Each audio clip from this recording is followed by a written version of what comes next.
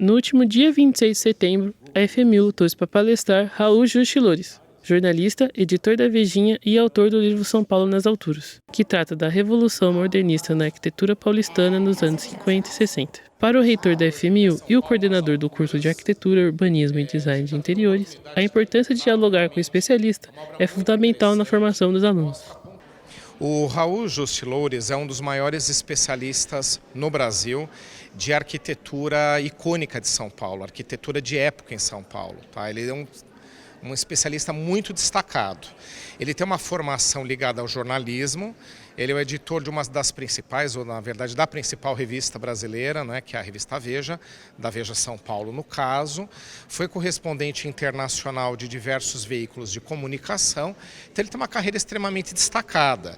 E essa especialização dele, essa visão dele sobre a arquitetura de São Paulo é única. Ele conseguiu visualizar os principais ícones arquitetônicos da cidade de São Paulo. Então, além das várias outras formações, habilitações desse profissional, hoje a gente gostaria que ele falasse, um pouquinho mais sobre esses aspectos arquitetônicos da capital. A importância é bastante grande, porque considerando a publicação do jornalista Raul Juste, as discussões que ele tem também na Folha de São Paulo a respeito do valor da arquitetura. Apesar de ele não ser um especialista, mas ele tem um papel fundamental de disseminar valores da arquitetura, tratando especificamente de uma época, que é dos anos 50 e 60, que é no livro, apesar de ele tratar também sobre valores da arquitetura atual. Então, nesse sentido, disseminar principalmente para o público leigo, não só para os estudantes de arquitetura e urbanismo, profissionais da área, mas, além disso, para o público leigo, para conhecer, de fato, qual a importância da arquitetura e do urbanismo para todo mundo, para toda a cidade. Durante a palestra, Raul trouxe diversos exemplos de prédios e de jovens arquitetos para explicar como a arquitetura e o urbanismo, feito de maneira correta e inteligente, podem transformar a vida das pessoas. Além de destacar que foi nos anos 50 e 60 que o aumento de pessoas na periferia e o segregacionismo da lei de zoneamento começaram. O aumento da população nas periferias começou nos anos 50, com leis que na prática dificultavam a construção do centro. Então, como construir no centro era difícil e muito caro, só as classes altas puderam continuar no centro. Os loteamentos começaram a ir para as margens, que naquela época era Santana, Jabaquara, partes da Zona Leste. Aí, a partir dos anos 70 e 80, com a favelização, aí a população explode as margens da cidade, enquanto as áreas centrais a população era praticamente a mesma. Mas o normal das áreas centrais vazias é por culpa do zoneamento.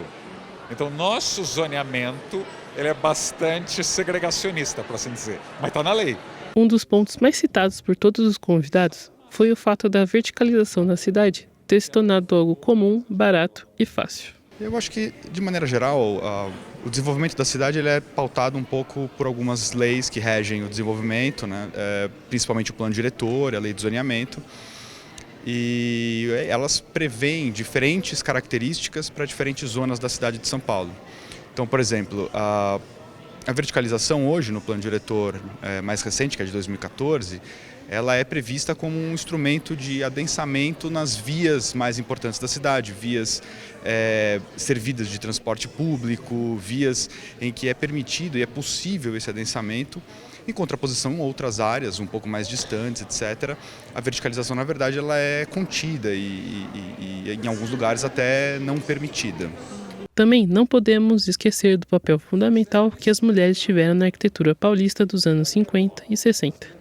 O papel da mulher hoje, na arquitetura está cada vez mais relevante. Nós temos arquitetas muito importantes, arquitetas e urbanistas, e como professora, é um reflexo dos alunos. Então eu acho que a representatividade na arquitetura da mulher, ela, na cidade, ela se mostra pouco evidente hoje, mas ela não é de pouca importância. A gente teve arquitetas incríveis aí, temos ainda hoje representando, então é representação, representa essa participação da mulher, tanto da estudante, né? Mas também de maneira mais ampla, né? O livro de Raul traz uma importância significativa para conhecer a memória arquitetônica de São Paulo e a preservação desses patrimônios. Então, o formato do livro que o autor optou, o livro-reportagem, ele é interessante porque ele permite você desbravar um assunto de uma maneira muito mais profunda que normalmente em outros suportes de mídia você não conseguiria. Para você aprofundar uma reflexão não só sobre a arquitetura, mas sobre o imaginário e a mentalidade de toda uma época, aí sim, por meio dos prédios, da memória, do desenho arquitetônico das obras que marcaram esse período.